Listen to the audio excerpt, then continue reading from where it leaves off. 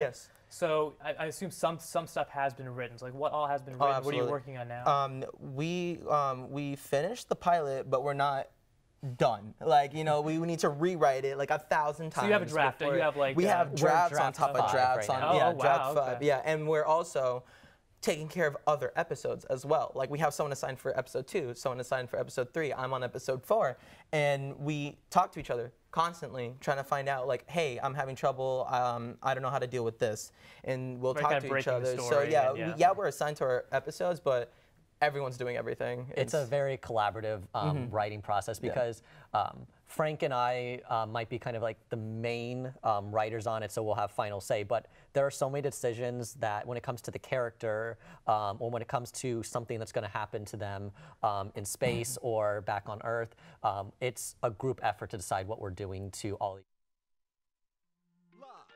From the Nicholson School of Communication, it's tonight's The Night Season 5 premiere.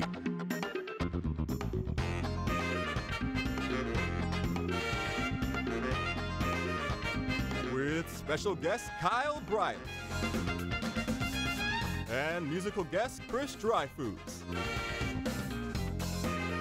And now your host, Matt Regal.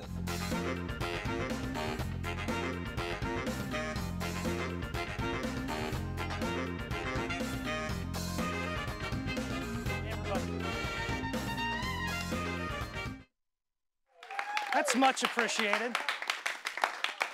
The bar's already far too high.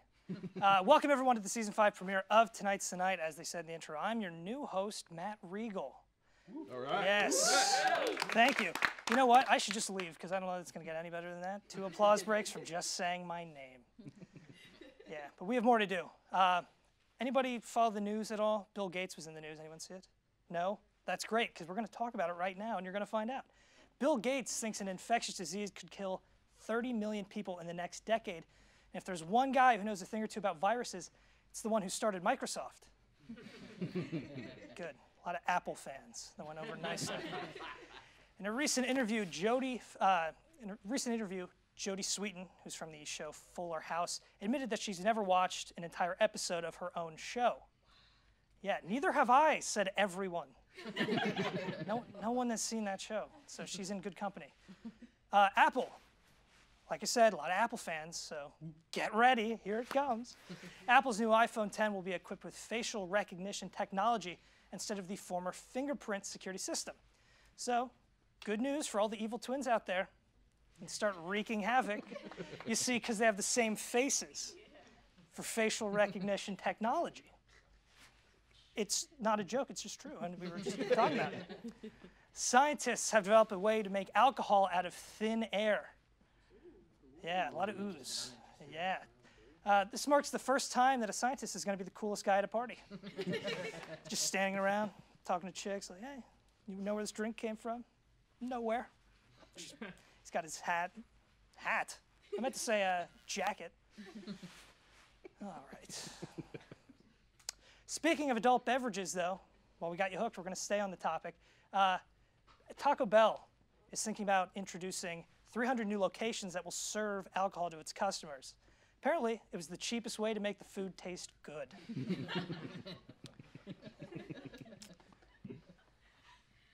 A dog that went missing in Florida last year has been found safe and sound in New York. We have a... She's laughing. That was the least funny setup of them all, and someone's laughing. It's fine. He's okay, so it can be funny, but we have a picture of him. We can kind of see why he was hard to find. Take a look. It should come up somewhere. Maybe not. People at home are probably seeing it. I'll explain it to the studio audience. What happened was there was a dog with Groucho Marx glasses. Now, I previously had to explain what Groucho Marx glasses are. They're the ones with the nose and the eyebrows that you wear. You know what I mean? I'm talking about? Do you know who Groucho Marx is? No? Okay. You're in college. You shouldn't know who Groucho Marx is. He was a vaudeville comedian from the 30s. All right. That went well. 7-Up laced with meth has reportedly been found in Baja, California, Mexico. Health officials are calling it the Baja Blast.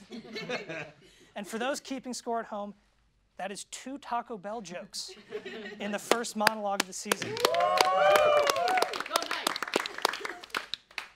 A high school teacher in Detroit is accused of stealing $30,000 from her students and spending it on penny slots. Which begs the question, what type of high schoolers carry around 30 grand? Yes, I don't know what that woman was thinking, but I know if I was the one who stole 30 G's from some high school kids, I would have done it differently.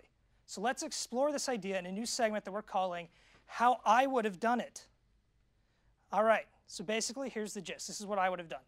She took the 30,000 and played penny slots. That is mistake number one. That's going to take a long time to see any sort of increase in your revenue, right? You take the 30,000, you make one big bet, just all in on something. The reason being, if you win, you wind up with way more than 30 grand. Great day. But if you lose 30 grand, but remember, you stole the 30 grand. So you're out 30 grand, but you stole it, so really, you're back to zero, you're even.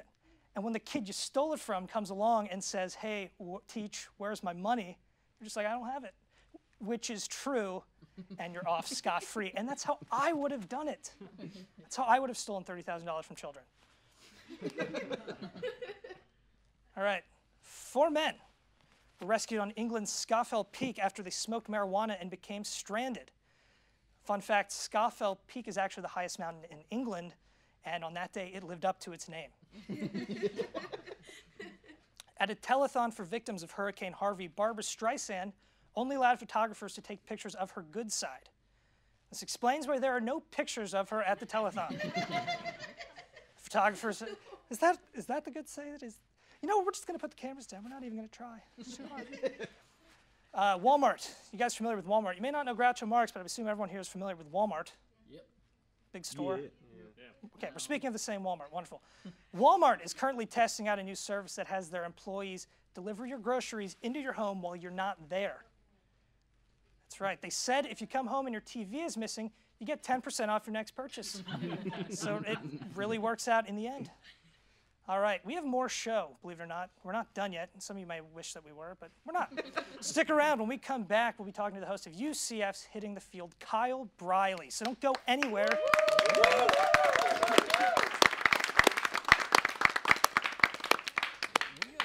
Devices at your fingertips. Wouldn't it be great if you could run the software you need on all of them? Well, now you can. UCF Apps is a new and innovative way for you to access the applications that you need to get your coursework done from any PC, Mac, tablet, or smartphone. For more information or to give your input on UCF Apps, go to apps.ucf.edu. What are you waiting for? Start using UCF Apps today.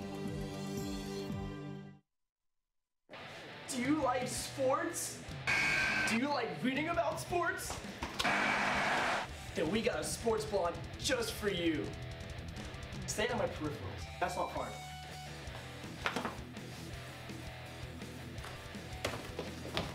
Hitting the field.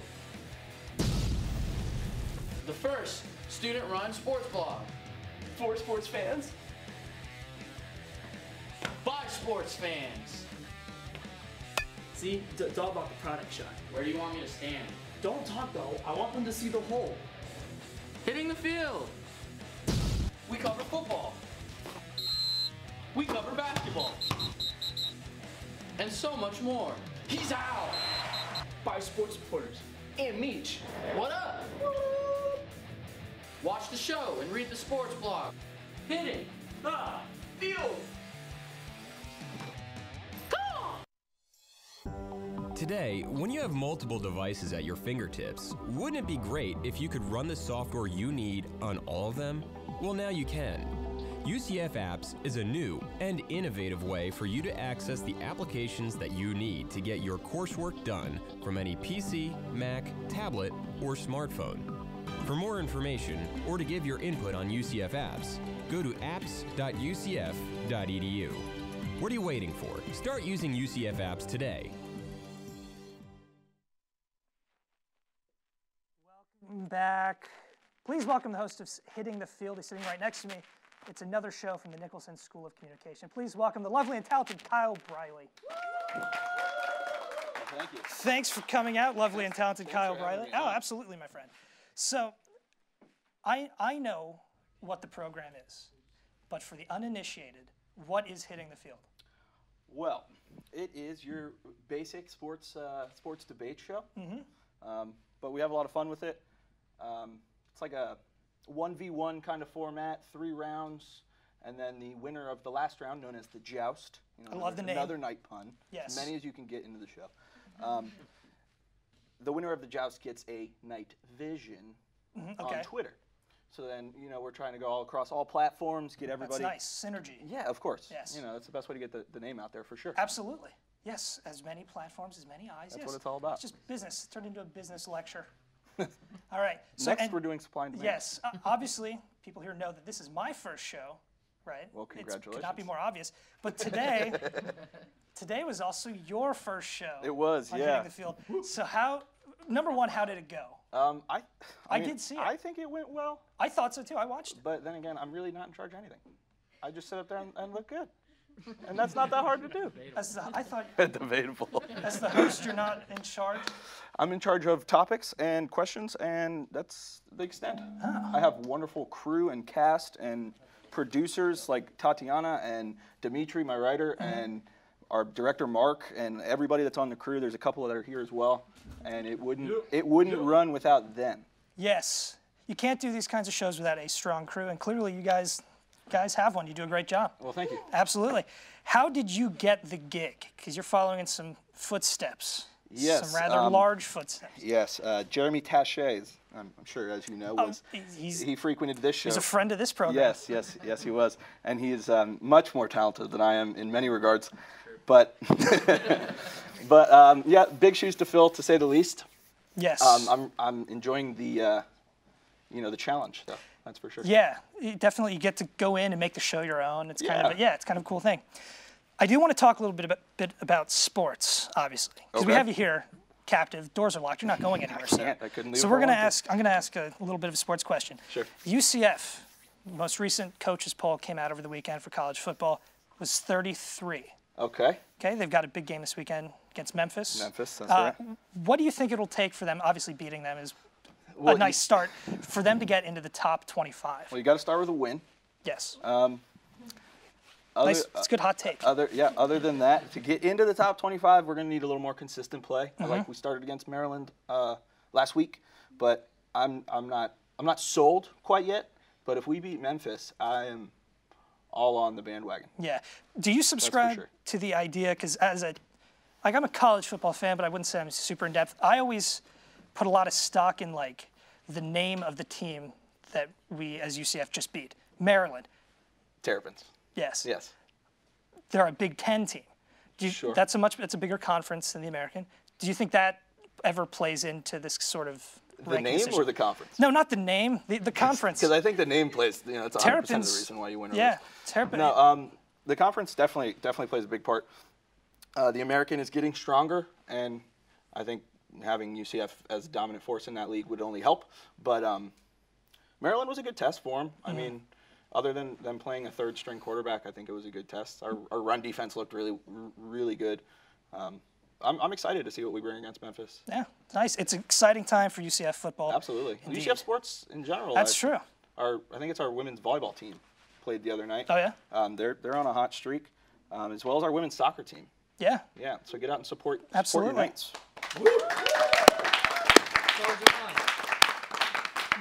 I want to move on to a different kind of sport.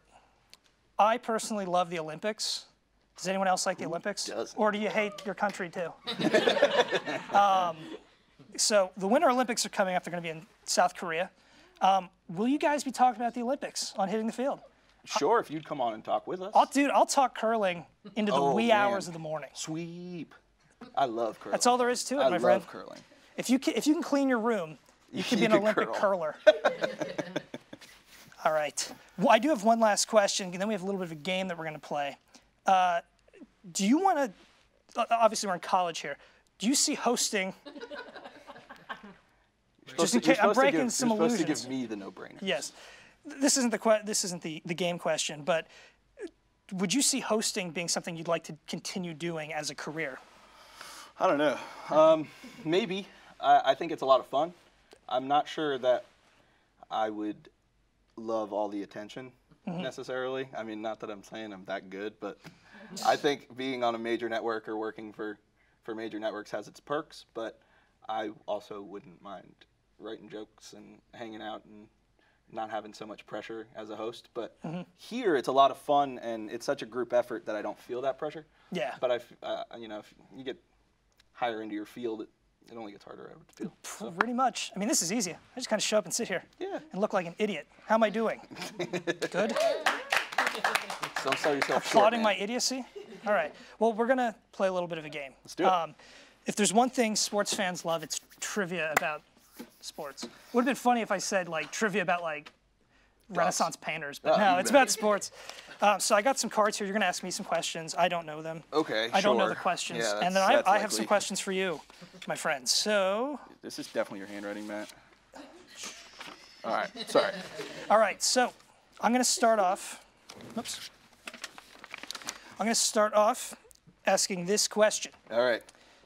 Oh, that's right. We have a graphic for this game because we like graphics, and it's called Hitting the Facts. I see what you did there. See?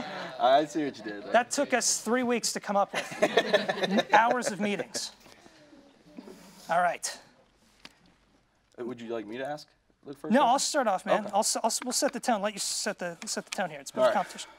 In 1990, two major league greats made baseball history by becoming the first father-son duo to hit back-to-back homers in a Major League Baseball game. Who were they? Best guess, I would say the Griffeys. He's correct. Ken Griffey Sr. and his child, Ken Griffey Jr. All right. Now I'll try my hand. Let's see what you got for me there, Kyle. All right. In what year did LeBron James return to the Cleveland Cavaliers? I'm going to say it was the year of our Lord 2014. I'm sorry, that is incorrect. No, it is not. Oh, you were right. Thank God. I got that gratifying ding. All right. Name the winner of the Sports Illustrated Sportsman of the Year Award in 2000. Now, there's a little bit of a hint here. This was the first athlete to win it for a second time. Can I phone a friend? No, you may not. Okay. Can I hear the question again? Certainly.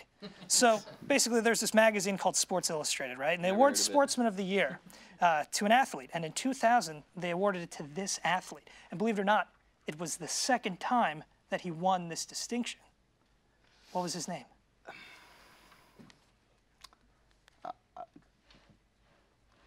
Tiger Woods. He's correct. It was indeed Tiger Woods. Wow. Is someone Googling Pulled that over one here? out of my hat, didn't I? That was a good one. Impressive, my friend. All right. What team did LeBron James leave in 2014?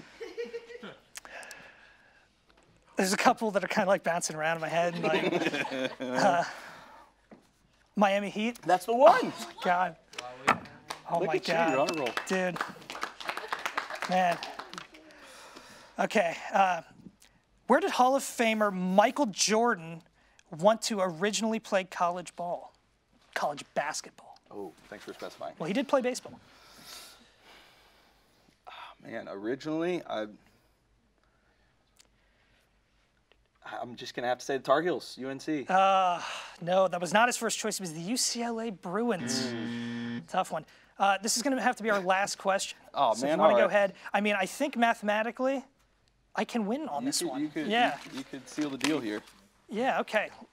Lay it on me. All right, which major basketball player left the Miami Heat in 2014? Again, that was like a crazy time for the Heat. And I'm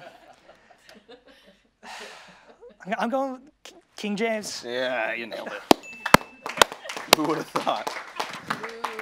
I am the czar of sports. It's too bad these last two were real tough, too. Yeah.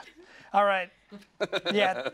Okay, maybe I got, maybe the competition was sloped in my direction a little bit. All right, that's all the time we have, dude. Thank you so much for coming on the show. It was a pleasure to have you here. Thanks to Kyle. After the break, we're going to have a musical performance from Chris Dreyfus. You won't want to miss it.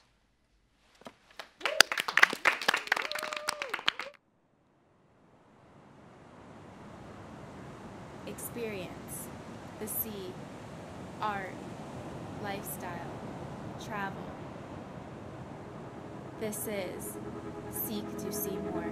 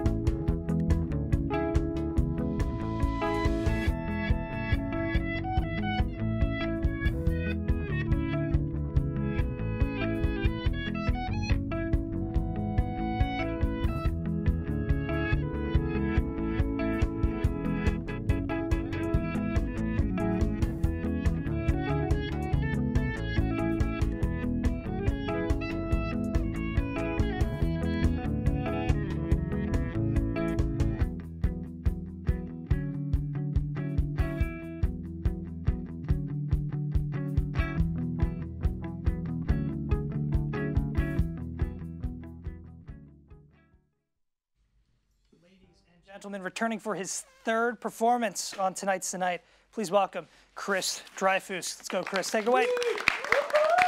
Howdy.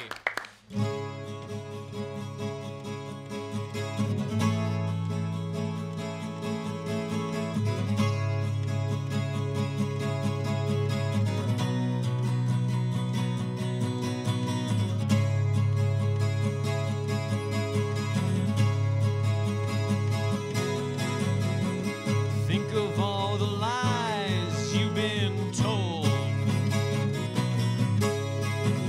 Think of all your love that's grown cold. Could you ever love again? Could you ever trust another friend? Lay your burdens down, cast your weapons on the ground, ride the rising wind, ride the rising wind. So much hatred and pent-up rage. The anger itself is but a cage. Let your grudges turn to peace. May your spirit's burdens be released. Lay your burdens down, cast your weapons on the ground, ride the rising wind, ride the rising wind.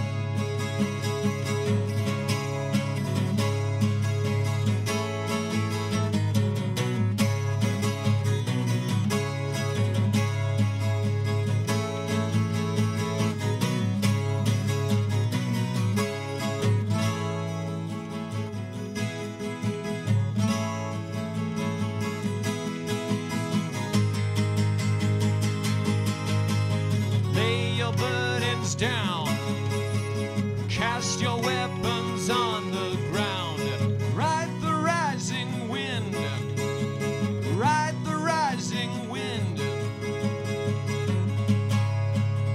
I always like to sing this song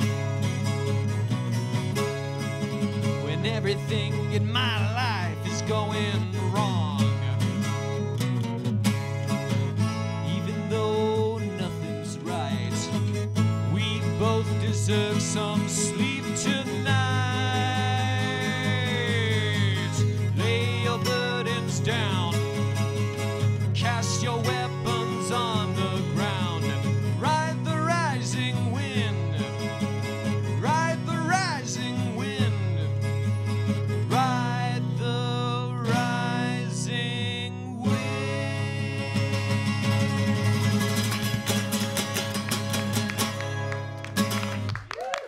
Very nice. Dude, great job. Thank you, thank you. As usual, great job. Yeah. Your sound is fantastic. I've got to ask, like, who are your biggest influences? Oh, my biggest influences? Yes. Alrighty, so there was this guy, right? Ooh, a story. Yeah, in Jefferson Airplane, that's one of my favorite groups. He was this really old, 75-year-old man. His name was Paul Kantner. And I met him walking into a show one time, and his handshake was real firm, and he played a big 12-string like this, right? And I was just like, Paul, what's going on? And he's like, hey. He had this really, really deep voice because he smoked too many cigarettes. And then 3 months after that, he had a heart attack and he died. Oh. And I was one of the last people to see him alive. So I paid tribute to Paul, and I play a lot of Jefferson Airplane songs. Okay, the 12-string sounds awesome. I love the sound of a 12-string. Thank you. Most people don't know the power of the 12-string. I happen to be knowledgeable of it, and it's fantastic. Yeah. So you told me before the show we were talking a little bit that you have a new album record coming out. I do. It's called Freedom Fighters. I got a lot of interesting songs. The song I just played, Ride the Rising Wind, is on that track. I got some other tunes on there as well. A wailing ballad. What else do I have on there? I got songs of freedom, songs of love, songs of death, songs of hate. A little bit of everything in between. Sounds like it runs the emotional gamut. Yeah. Very cool. Well, we're wrapping up the show, so I want to say to everybody that came and watched at home and came here to see the show, thank you so much for watching. Season 5 premiere of Tonight's the Night. I hope to see you next week right here at 7 o'clock. Same time, same place. Chris, do you think you have another one in you? Oh, yeah. We're going to do a real oldie but a goodie here. This one's called I Got the Bull by the Horns on a Downhill Drag. All right. All righty. Here we go.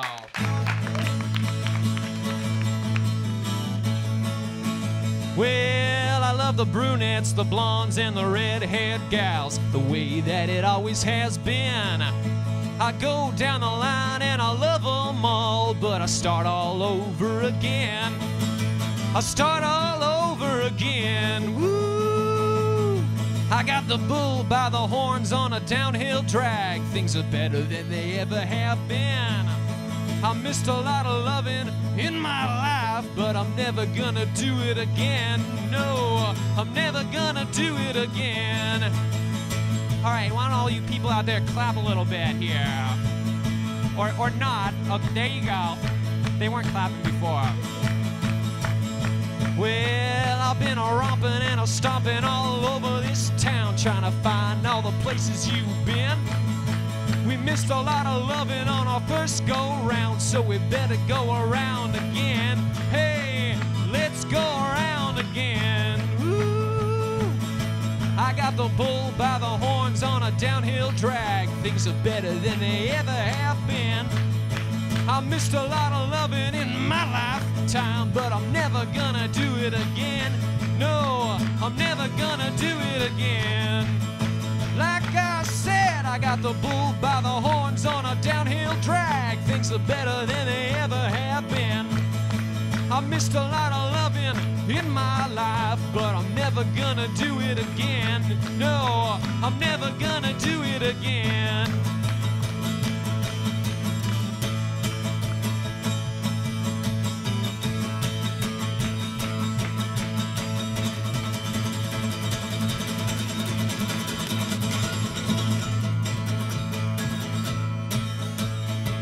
Well, I ain't never, no, never seen nobody like you. Well, I ain't never, no, never, but I love you just the same.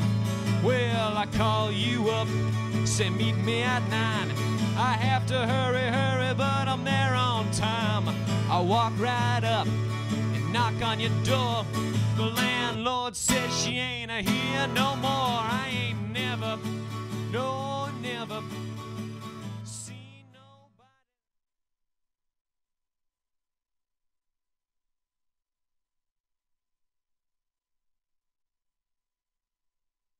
Says the lab has given him the ability to work with NASA